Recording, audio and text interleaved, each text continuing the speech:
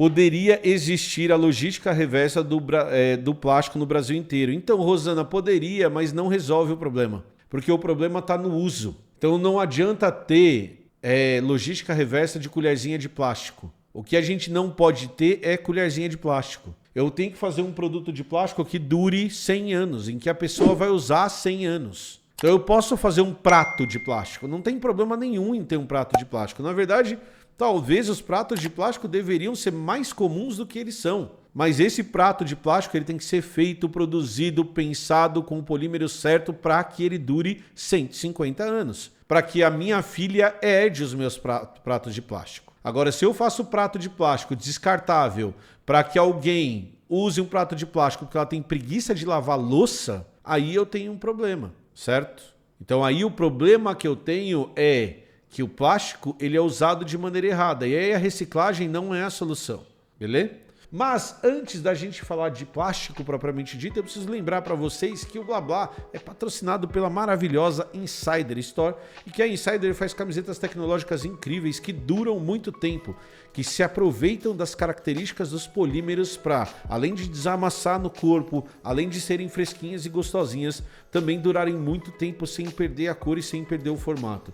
Então, se você quiser comprar um produto que vai durar bastante, que vale o seu investimento, não esquece que você pode comprar as camisetas da Insider usando o cupom BLABLALOGIA que está aqui embaixo ou clicando no link que está aqui embaixo.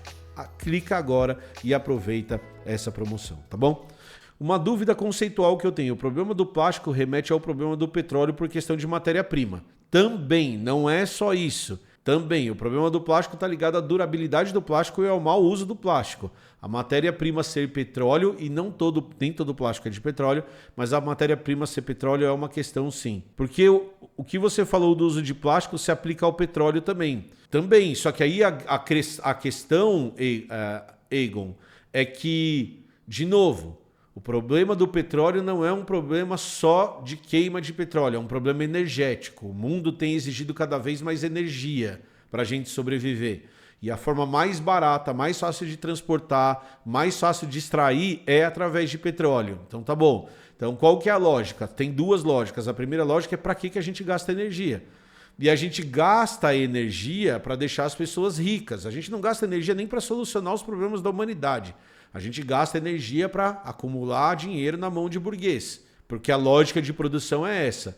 Então a gente, em primeiro lugar, tem que discutir para que a gente gasta energia, por que a gente gasta tanta energia assim. E aí depois que a gente discutir isso, a gente também discute as fontes de energia, da onde vem a energia que a gente gasta. E não deveriam vir de combustíveis fósseis.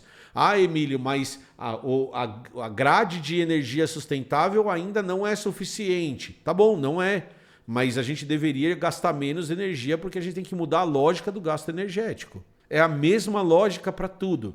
Então o grande problema que eu vejo no capitalismo hoje é que o capitalismo tenta transformar tudo em produto e não em solução. O capitalismo ele não apresenta solução para nada, é tudo produto. Então eu vou dar o exemplo do carro que eu sempre dou. A gente tem um problema energético no final do século... A gente tem um problema de transporte no final do século XVIII. No final do século XIX. O problema de transporte no final do século XIX é que você precisava de muito cavalo para cidades. Então os cavalos eles serviam para tudo, para transportar gente, para transportar carga, serviam para tudo. E aí a gente pega o problema de transporte e substitui cavalo por carro.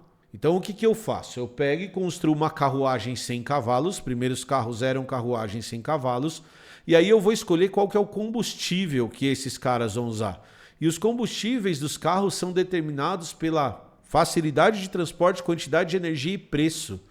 Então eu tinha subprodutos do petróleo que não tinham uso nenhum, como a gasolina. E aí eu vou fazer carros a gasolina para solucionar o problema de transporte. E aí eu crio um mercado de carro gigantesco em que cada pessoa do mundo tem que ter um carro e esse carro tem que ser substituído a cada 5 anos para resolver o problema do transporte. E aí essa solução gera 2 novos problemas.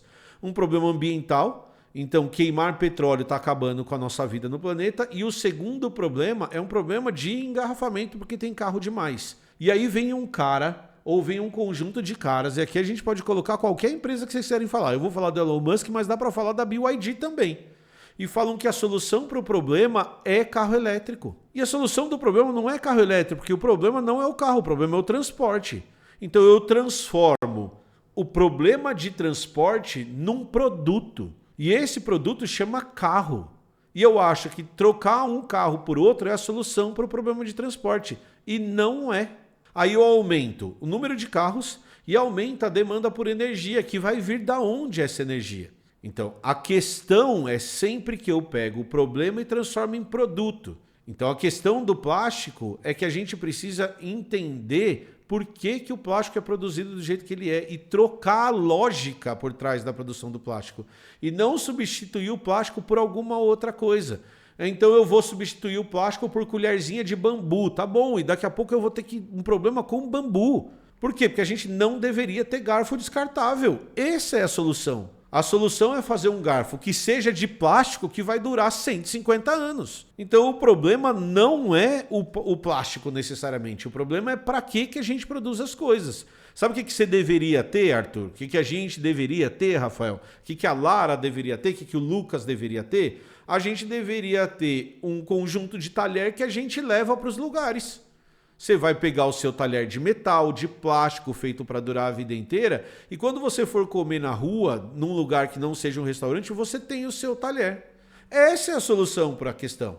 Ah, Emílio, mas daí eu vou ter que carregar um garfo, uma faca e uma colher para todo lugar que a gente vai? Se todo mundo fizer isso, eu soluciono um dos problemas, que é talher descartável. Você precisa comprar uma vez na vida. Você não precisa comprar 50 talheres, você precisa comprar um jogo de talher na vida, que você vai levar todas as vezes que você for sair de casa. Ah, e copo? Eu vou levar o meu copo também. Ah, mas isso é um absurdo. Por que é um absurdo? Isso soluciona o problema de maneira definitiva. E aí você também vai ter, como a Lara lembrou aqui, restaurantes que têm os seus talheres. Você não vai precisar usar sempre.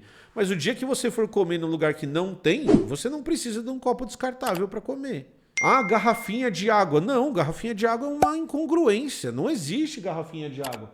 Compra uma garrafa, tá aqui, ó. Vai usar a vida inteira, vai durar a vida inteira. Então, a solução para o problema é uma mudança. Mas, Emílio, se você comprar essa garrafa e ela durar a vida inteira, o que vai acontecer com a fábrica de garrafa? Talvez não tenha que existir fábrica de garrafa.